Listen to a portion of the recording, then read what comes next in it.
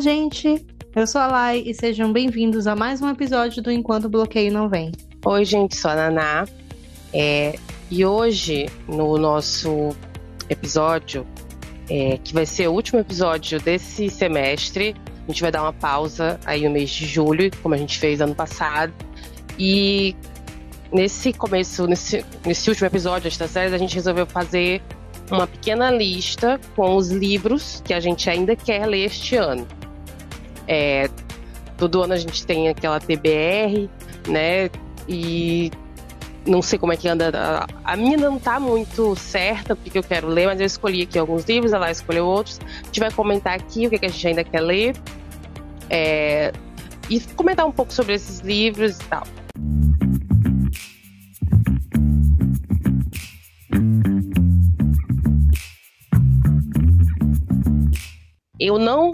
Eu falei em TBR, mas a verdade é que eu não fiz TBR esse ano, porque eu fiquei enrolando, e aí quando eu vi já era abril, e aí eu disse que saber não vou fazer mais, eu vou lendo aí, vou marcando aqui no Goodreads, e no final do ano eu vejo quantos eu li. Mas eu tenho sim alguns livros que eu quero ler ainda esse ano, porque ano passado na Prime Day, eu comprei uns livros físicos. Acho que foi na Prime Day ou foi depois? Acho que foi na Prime Day. E comprei 4 livros físicos. Foi 4? Foram. E dentre esses 4, que eu já devia ter começado a ler, já teria dado tempo, mas eu não fiquei enrolando e não li. Mas eu quero ler pelo menos 2 desses. E também tem um e-book que eu peguei que ficou de graça aí essa semana passada, eu acho, ou retrasada, eu não lembro. E eu vou começar pelo e-book. É inclusive um livro que a gente falou que ia ler, a gente comentou sobre ele aqui, num desses nossos vídeos sobre se a gente leria pela sinopse e tal, que é o Delilah Green Não Está Nem Aí. Sim. Inclusive Ashley tá na minha Herring. lista. Isso, eu falei que ia ler esse livro desde o ano passado. E foi do ano passado que a gente fez esse vídeo? Esse episódio, eu não sei. Eu sei acho que foi. Não, acho que foi esse ano que a gente prometeu ler esse. No começo do ano, talvez, né? E Acho que eu foi sei que eu enrolei, não li, mas eu quero ler. Eu peguei ele de graça, consegui pegar ele de graça. E eu vou ter que ler. Esse eu vou ter que ler. Eu já coloquei na minha cabeça que eu vou ter que ler ele. E basicamente, se você não conhece, não ouviu falar desse livro ainda, ele é sobre a história dessa mulher, essa Delilah. Ela é lésbica, ela é lésbica independente, mora em Nova York, é fotógrafa e tal. Só que ela vem do interior, né? Ela foi criada ali com uma madrasta, uma meia-irmã ali numa cidadezinha ali. Só que ela consegue morar em Nova York e tal, ela não gosta muito dessa família. Só que aí essa irmã dela, meia-irmã, contrata ela, né? Insiste em contratar ela para fotografar o casamento dela e tal. E aí ela resolve ir com um plano de voltar logo, só que quando ela chega lá, ela revê essa mulher, que é amiga dessa minha irmã dela. E aí na sinopse eles dão meio a entender que já aconteceu alguma coisa entre elas. Eu não sei se físico, talvez só um flerte ali no passado, talvez ali na adolescência delas, não sei. Pelo menos foi o que eu entendi ali da sinopse, né? Deixou ele meio no ar. E aí elas acho que acabam se encontrando ali, reacende ali alguma coisa, não sei. E aí a gente imagina que deve ter muito drama, né? Porque essa mulher já tem filho de 11 anos e tal. E aí eu achei bem interessante a sinopse e eu quero ler esse ano ainda. Talvez eu leia nessa nossa pausa aí. Eu ainda não decidi qual deles eu vou ler nesse mês aí que a gente vai ficar de folga. Na verdade, tinha tanta coisa que eu queria fazer, mas enfim. Esse aqui é sobre o que a gente quer, não é o que vai dar certo, né? E ele não é muito grande, tem 336 páginas, não é possível que eu não consiga ler ele, sei lá, 3, 4 dias. E é isso, eu acho que eu quero ler ele. Eu escolhi, na verdade eu salvei 2 livros nesse dia, que estava de graça alguns, mas desses 2 eu acho que eu quero ler esse primeiro. E só. De e-book é esse que tem pra falar. Os meus são todos e-books, porque eu simplesmente parei de comprar físico, porque não tem espaço na minha estante pra isso, não existe mais. Então, A minha estante fica no meu quarto, então, tipo, é bem apertado, o espaço já tá. Não é nem estante, são prateleiras. Então, se eu colocar mais alguma coisa, a prateleira vai envergar e vai cair. Então, antes de acontecer uma tragédia, parei de comprar físico. Então, eu tô com essa leitura de Delilah Green pra fazer desde o ano passado. Eu acho que a gente comentou no começo desse ano sobre leituras que a gente queria fazer durante o ano inteiro. E a gente falou de Delilah Green. Então, esse com certeza eu vou dar uma lida. Tava separado pra ler, inclusive, agora em julho, mas eu não sei se eu vou ler agora em julho. E o outro é uma continuação que eu quero dar essa leitura, porque eu só li o primeiro capítulo de novo, o primeiro e o segundo, na verdade. É um livro nacional chamado Gay de Família. Pra quem não sabe, ele foi lançado primeiro independente, se eu não me engano. Primeiro ele foi um conto independente do... eu esqueci agora o nome desse querido. Mas enfim, ele era um conto e ele foi lançado na Amazon. E recentemente, eu acho que um ano, ou um pouquinho menos, que ele foi relançado pela Paralela, né, como livro. Ele reescreveu, passou de conto, né, para uma novela. Então tem muito mais conteúdo e eu tava fazendo aqui essa leitura comparativa do conto, da época que eu li, com a versão do livro. E aquela coisa, uma coisa que me pegou muito é que ele tem um humor muito legal, muito peculiar. A abertura do livro / conto me pegou todo mundo muito. Engraçado. Eu me divertia tanto. Eu lembro que eu sublinhava, sabe, parte do texto e colava assim no disco. Eu disse, gente, que eu tô lendo aqui. Não tô conseguindo. Eu tô rindo uma vez atrás da outra. E, tipo, me pegou muito. Eu tava numa ressaca literária enorme na época que eu li o conto. Então, assim, eu tenho muita expectativa que o livro tenha mantido, sabe, essa vibe. Então, eu tô animada pra ler. Eu tinha parado pra ler as coisas aqui do podcast. Então, agora que a gente vai entrar em atos, então vai dar tempo de, né, ler com calma e fazer o que eu tava fazendo, que era comparar com o conto e tal. E são Delilah Green, Gay de Família, e finalmente vai chegar a hora de ler Malibu Renasce, não. Carrie Soto está de volta. Malibu Renasce eu tô querendo reler. Você falou que não ia ler o livro. Não, eu disse que era a minha única meta. Não, eu disse que a minha única meta era ler Carrie Soto esse ano. Não, desse ano não passava. Você disse que não ia ler, que não queria ler, na verdade. Não, eu não queria ler. Dela. Mas aí é que tá, eu não quero ler, mas tá lá. Eu tô me sentindo numa obrigação de terminar de ler pra saber o que acontece. Tem alguém apontando uma arma na sua cabeça. Tem, e é a minha consciência dizendo, você precisa passar a última raiva com o Mickey Riva. Então, eu disse, tá, tudo bem, vou passar essa raiva. Então, eu me convenci de que de julho não passa. Então, eu vou sentar, nem que seja durante, sabe, ler 20, 30 páginas por dia até final de julho pra ver se dessa vez vai. Quantos? Então, é muito grande esse livro?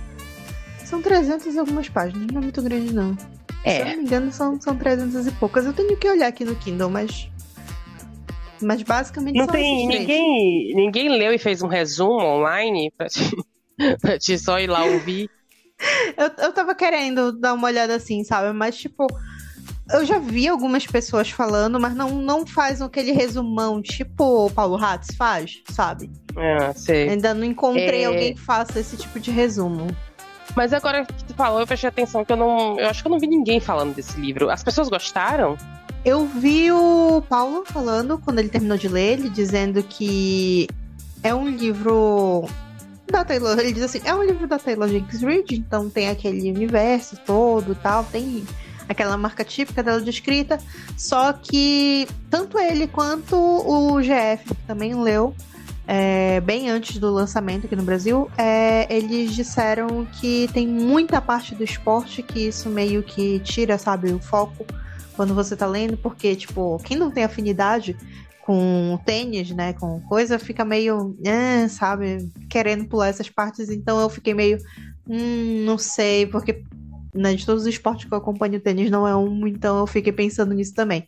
Mas vamos ver. Eles disseram que não é ruim, é só essa parte do esporte que pega e fica batendo na mesma tecla e, sabe, pra quem não curte esporte não funciona, sabe? essa imersão toda. É muito grande, imagino que tenha muita coisa de esporte, já que ela é ela é uma tenista e o livro é todo sobre isso, né? Ela Sim. brigando lá com a outra. Sim. Boa sorte, então. Eu li o primeiro capítulo quando ele foi disponibilizado de graça pela Paralela. Eu acho que é a Paralela que publicou. E eu lembro que o primeiro capítulo era literalmente um evento, sabe? Tipo, não lembro se era Roland Garros, uma coisa assim. E tipo, o evento e a data. E cada capítulo era um evento desse, pelo que eu entendi. E eu fiquei, vai ser tudo baseado nessas partidas. Inferno. Mas aí, então, realmente, eu entendi o que eles queriam dizer com é muito focado no esporte. Faz mas sentido, faz sentido que seja, né? Acho que se não fosse, seria estranho. Ela teria que pesquisar e colocar essas coisas, né? O jeito, já que tu quer tanto concluir a série, é ler, né? Boa sorte. Eu não posso nem reclamar dela, porque eu fico pensando, uma vez que eu tava pensando em escrever algo sobre a NFL, eu fui separando justamente isso, pelo número de jogos que tem na rodada antes dos playoffs. Então eu fiquei meio... realmente eu entendi o que ela fez aqui, mas... vamos lá, né? Vamos ver. Sabe por que faz sentido?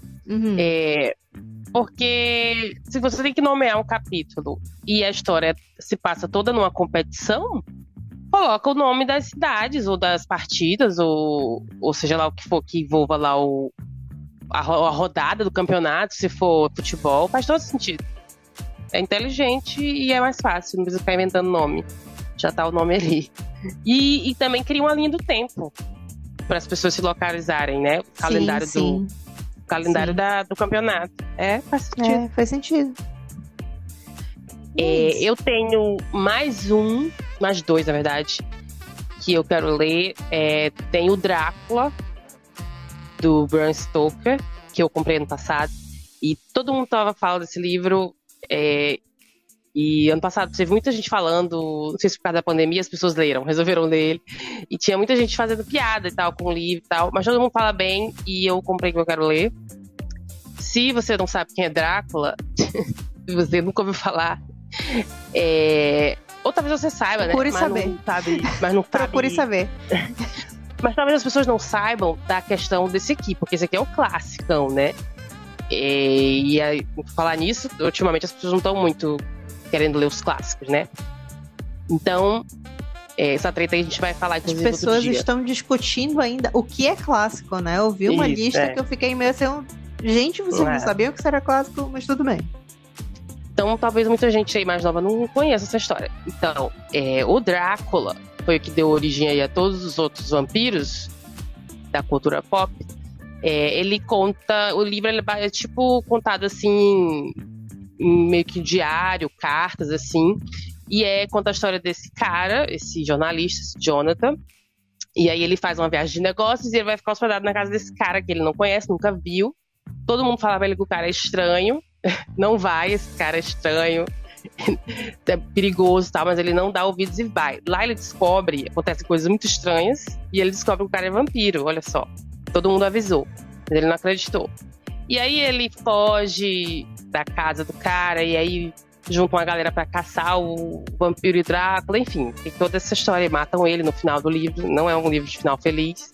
Quer dizer, depende de quem é feliz, né, na história. Mas eu sempre tive curiosidade de ler, porque eu gosto de vampiro. Acho que eu já falei isso aqui, eu gosto muito de vampiro. Tudo que é relacionado a vampiro, ou a maioria deles, né, da cultura pop. Não, acho que eu gosto de tudo. Tem algumas coisas que eu não gosto, mas eu prefiro esquecer. Eu fico só com as partes que eu gosto. Então eu sempre tive curiosidade de ler.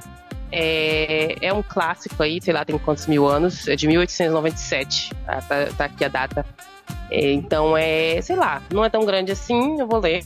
E eu também, ano passado, comprei junto com ele, eu comprei Fantasma da Ópera, que eu acho que eu já falei aqui também dele, que eu queria ler. E eu quero ler esse ano. Ele também não é muito grande. E o Fantasma da Ópera, esse acho que é o que eu menos sei sobre.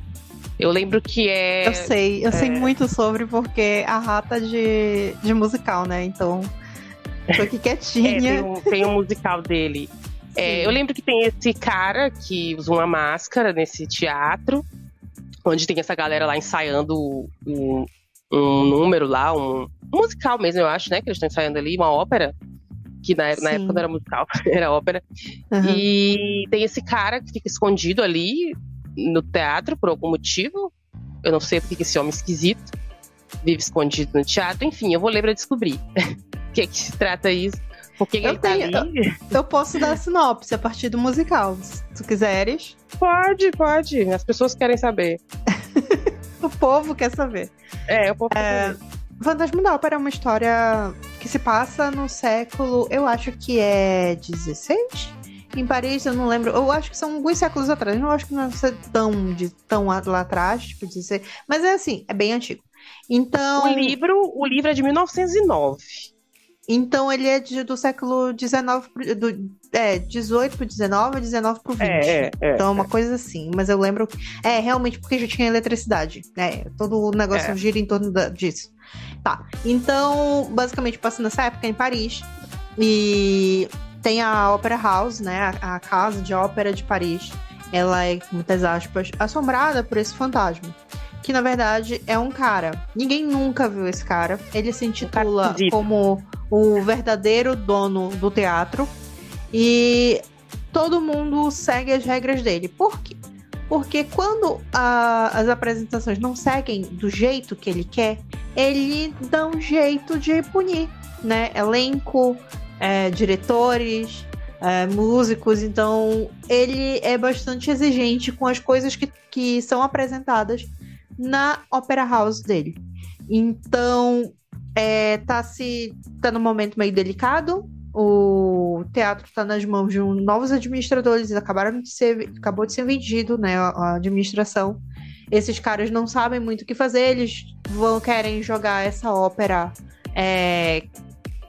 para estrear, para ver se gera algum lucro, porque atualmente eles estão trabalhando no vermelho.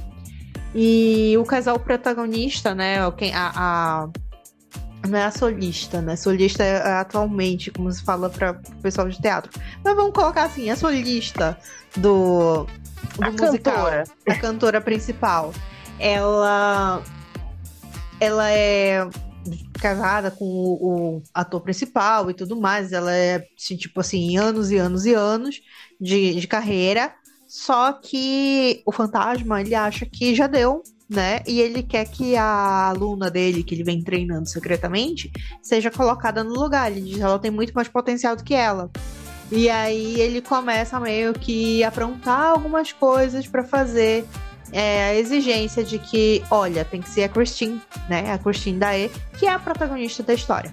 E então, eventualmente, a Christine vai, né, pra essa vaga de solista, de principal nessa peça, nessa ópera.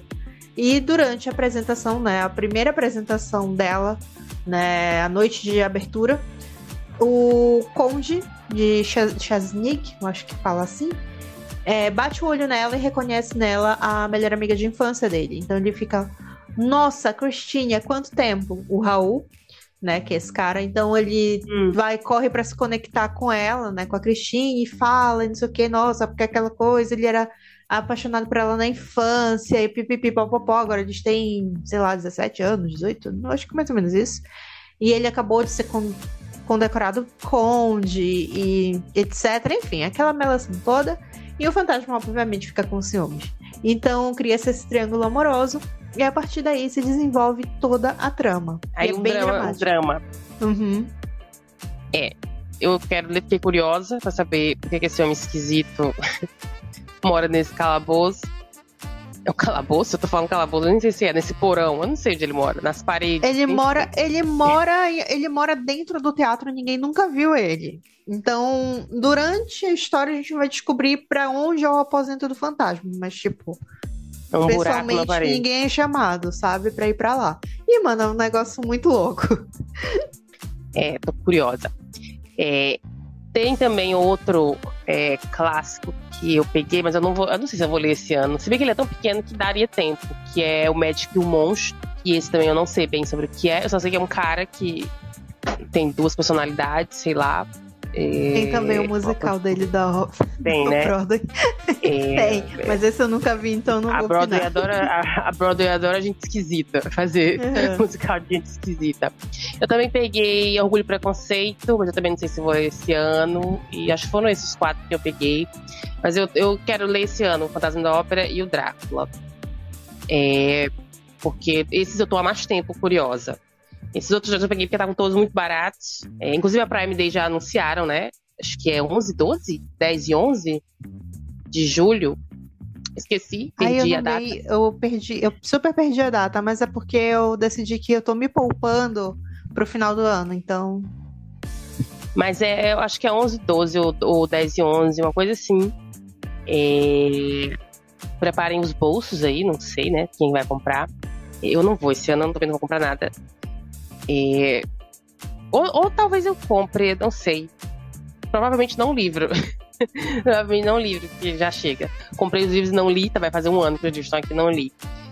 Tem também, a gente podia falar da maratona de inverno. Sim, maratona literária de inverno. Ano passado a gente participou e falhamos. Eu penso nas maratonas, a primeira coisa que me vem na cabeça é aquele meme: te vimos falhar, te vimos falhar, te vimos falhar. De novo. Não, mas é importante participar, entendeu? O importante é prestigiar o evento. E, sei lá, é um estímulo, né? Pra você, pra pessoas, principalmente pra quem é competitivo, é um estímulo pra você se desafiar. Eu não sou competitiva, não costumo me desafiar, mas eu vou tentar de novo. A gente não tem detalhes, a gente só sabe que é daqui a um mês, mais ou menos. A gente já tem a data. Não, a gente tem a data e tá aqui, ele diz, o GF, né, que é o responsável pela maratona, ele informou que vai ser do dia 8 ao dia 22 de julho, né, que não sabe quando dá meia-noite, né, do 21 pro 22 acaba, né, pra você não passar pelo que a gente passou. A gente não sabia, ficou confuso. A gente ficou confuso. Então vai ser do 8 ao 22 de julho. E que agora, quarta-feira, dia 28, ele vai fazer as apresentações dos detalhes da maratona. Então, provavelmente a gente vai entender como é que vai funcionar a criação da TBR, né? E é isso. Então, a gente tá meio que no escuro ainda, mas a gente já tem uma data. Então, você que vai participar, que gosta de participar dessas coisas, já sabe, já dá pra ir se programando. A gente vai fazer o quê? A gente vai torcer para que haja uma grande coincidência e os livros que a gente quer ler se encaixem nos temas lá das regras, nos temas, não sei, da maratona esse ano. Porque aí vai ser muito bom, né? Juntar o útil ao agradável. Ano passado a gente escolheu mal os livros. Pelo menos eu escolhi mal os livros. Não, eu escolhi um livro de mais de 300 páginas para ler em 2 dias. Eu disse nunca. Pra ler ainda do jeito que tava, né? Que eu tava esse ano a gente vai ter que ser mais esperta. A gente vai ter que ser mais esperta. Vamos ter que raciocinar direito, com muita calma, analisar com cuidado. Fazer as escolhas olhando pelo número de páginas. Fala mesmo. Isso. A gente vai ter que calcular mesmo o que a gente vai ter que fazer para conseguir concluir. A gente não vai ficar nessa de não, vai dar tempo. Não, a gente vai ter que calcular mesmo para dar tempo. São o quê? São 15 dias? Não, menos. São 15 dias. São 15 dias, 2 semanas. Geralmente, ano passado teve um negócio de... Naquelas categorias lá que tinha gente que pegava mais livros, né? Tinha essa opção, você escolher para pegar mais ou menos livros. Eu vou escolher o mínimo. Novamente, eu também. Isso que eu ia dizer. Se tiver isso novamente, eu vou novamente escolher o mínimo. Porque é mais seguro, né? Como eu falei, eu não sou uma pessoa competitiva, eu não costumo me desafiar. Então eu não vou fazer isso de gracinha e achar que eu vou conseguir. Porque eu me conheço. Então eu vou de novo no mínimo. E se Deus quiser, vai encaixar algum desses livros aqui que eu quero ler. Sim. Sei lá, mas tem um com a capa vermelha, sei lá, alguma coisa assim. A capa vermelha, e eu vou lá, Drácula, sei lá. Que o autor que você goste muito. Aí já tem o Dr. Jenkins Reid. Eu disse, agora vai. Algum começa com F aí, Fantasma da Ópera, entendeu? A gente vai torcendo pra isso. Porque aí seria muito bom. Ninguém precisaria quebrar muito a cabeça pensando em livro. Tem até outros livros que eu quero ler esse ano, mas sei lá, não estão tão assim, prioridades, não são prioridades assim. Como eu disse, eu não fiz TBR, então eu não tô com planos de quantos livros eu quero ler esse ano. Provavelmente vai ser menos do que ano passado. Sim. Porque nós estamos em junho e eu só li o quê? Eu li 5 livros? 5,5, porque tem um que eu parei de ler. Que eu nem sei quando é que eu vou voltar a ler ele. Eu nem sei se eu deletei ele com o celular, na verdade. Então são 5 completos, eu acho. Então, com certeza vai ser menos que ano passado. Então eu não tô pensando muito nisso, não. Eu tô numa vibe assim, o meu aqui, eu simplesmente deixei a meta aberta, né? Não vamos deixar a meta, e se a gente bater a meta, a gente dobra a meta. Eu acho que nem a meta vai ser batida, mas vamos lá. E eu só tenho lido pro podcast mesmo, como eu comentei. Eu comecei a ler o livro do... Eu acho que é... Ai, eu esqueci o nome do menino.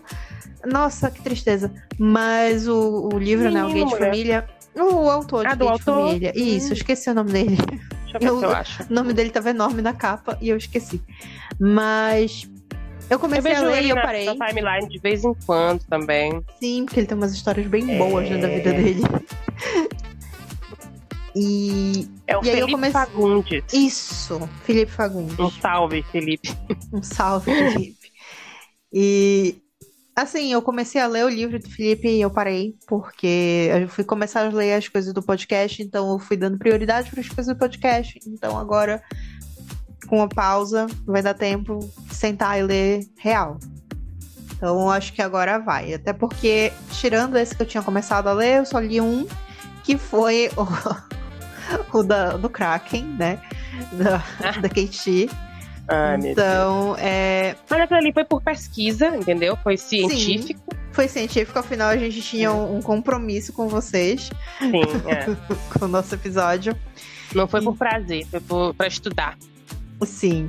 E assim, né, gente? Pra quem não quer pegar esse um mês aqui que tá à toa e não tá a fim de ler, você pode sentar e escrever. Porque agora, 1º de julho, começa nada mais nada menos que o Camp Nano. Então, a gente já comentou aqui, a gente comenta desde o nosso ano de estreia, em todo o mês de Nano, a gente sempre comenta sobre, e a gente sempre comenta dos nossos esforços também no Nano. Acho que eu vou fazer uma loucura e eu vou intercalar o Nano com a maratona literária. Acho que esse ano vem aí. Não é impossível. Não é impossível, até porque o Camp Nano tem uma meta aberta. Então, não é aquelas 50 mil palavras. Eu acho que eu vou colocar 25 mil só pra eu retomar uma fanfic que eu gosto muito, que eu nunca mais escrevi, que é a minha fanfic de Spy Family. Então, acho que eu vou voltar a escrever a bichinha. E eu só pra realmente retomar, escrever muita coisa, muito material e ir postando aos poucos. Se você quiser se organizar de verdade mesmo, dá pra você tirar, sei lá, 2 horas por dia pra ler, ou 1 hora pra ler e 1 hora pra escrever, uma coisa assim, dá tempo. Sim. Dependendo do que você tiver pra fazer durante o dia, né? Ninguém também vai ficar fazendo só isso. Sim. Mas dá pra se organizar. Eu queria também, chegou o e-mail pra mim, o pessoal do NaNoWriMo, eles mandam e-mail pras pessoas, pressionando, não, brincadeira. Eles mandam só lembrete, atualizando. Toda vez que chega o e-mail, eu sempre penso naquele meme, sabe? Que é aquele patinho com uma faquinha na mão. Eu penso muito nisso. É meio passivo-agressivo, né? Isso. E passou pela minha cabeça também. Eu disse, poxa, eu podia pegar... Eu tenho 2 fanfics começadas, já estão bem planejadas mesmo, só escrever. Eu disse, poxa, eu podia terminar pelo menos uma dessas. Mas depois eu esqueci essa ideia. Passou pela minha cabeça, mas aí esqueci. Amiga, vamos fazer essa loucura. Vamos tentar ler os livros da maratona e escrever a fanfic. A gente pode sentar e tentar fazer um cronograma e tentar se organizar, né? A gente faz sprint junto, eu vou estar de folga nesse julho inteiro. Então, é isso aí. Vamos ver. E aí a gente comenta aqui se a gente fracassou, como no meme.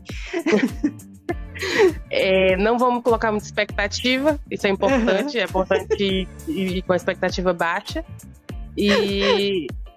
Mas com pensamento positivo. É possível. É possível. Se Entendeu? a gente conseguir a metade de cada um, eu acho já um prêmio, sabe? Se a gente conseguir pelo menos finalizar a maratona ou a fanfic, já é alguma coisa também. Um ou outro, né? Eu Pra não caçar posso os prometer dois é mais- finalizar a fanfic, porque faz muito tempo que eu não escrevo e eu sei que tem muito capítulo planejado, né? No meu caso. Ah, mas pelo menos adiantar uns 2, 3. Você costuma escrever o quê? 4.000 palavras por capítulo? 3? 4K por capítulo. Se você conseguir escrever 3, 4 já é muito, né? Não. A minha ideia é que escrever o quê? 10, 20K, sabe? Tipo, 5K por semana, 4 capítulos, sabe? Então, é possível. É possível. É possível. Ainda mais que tu escreve bem mais rápido que eu. Eu sou bem mais devagar, eu quero ficar editando, não consigo escrever e editar depois, eu quero ficar mexendo. Então, com certeza, pra te dar. Eu sou muito adepta do vou escrever de uma vez só e quando esfriar a ideia eu vou sentar lá e vou editar. Eu acho que é por isso que também eu demoro muito pra publicar algumas coisas. Já tentei tanto fazer isso, eu não consigo. Eu tenho que ficar voltando e relendo tudo de novo. E aí eu vou corrigindo, aí eu volto, leio, aí eu escrevo mais, aí eu volto. Eu não consigo escrever de uma vez e não ficar corrigindo. É porque se eu fizer isso, eu vou esquecendo da história, eu vou esquecendo dos planos que eu tinha e eu começo a mudar o esqueleto e tal, eu fujo totalmente da ideia, e às vezes eu perco a vontade da ideia quando começa a mudar muito, então prefiro escrever de uma vez só, e aí depois eu corro atrás. Mas vai dar, nós vamos tentar. Vai dar, a gente vai tentar. Não é nenhuma promessa, mas aguardem. Quando a gente voltar em agosto, a gente atualiza vocês sobre tudo isso. Sim. Vocês também podem acompanhar pelas nossas redes sociais, né? Sim, a gente vai postando o desempenho por lá.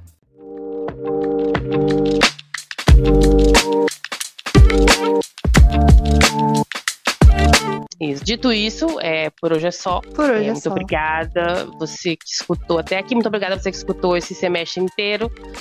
Volte no próximo semestre, tem mais.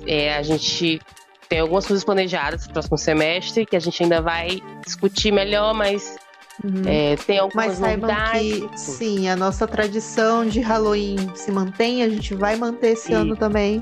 E então... é isso. Algumas coisas a gente já sabe, já tem em mente, outras coisas a gente vai sentar para discutir. Mas vem muita coisa aí, muitas coisas novas, coisas que já são tradição daqui do podcast. E é isso. A gente vai sempre aí evoluindo e vendo que tentando ver o que funciona aqui com a gente. Isso, não deixe de deixar aí o like ou de fazer download do episódio na plataforma que você estiver escutando. Compartilhe o link com seus amigos e faça tudo isso aí para ajudar a gente a chegar a mais pessoas. Isso. E qualquer coisa, feedback, a gente está sempre aberto a receber. Sempre lembrando, gente, gentileza, sabe? Cuidado com as palavras. E a gente tá com as nossas redes sociais linkadas nos episódios, sempre, então, o Instagram ou Twitter do podcast, tá tudo marcadinho lá. Só mencionar a gente ou chegar no nosso DM e a gente responde. E é isso, gente. Muito obrigada pela audiência de vocês e a gente se vê numa próxima. Tchau, tchau. Tchau, gente. Até a próxima.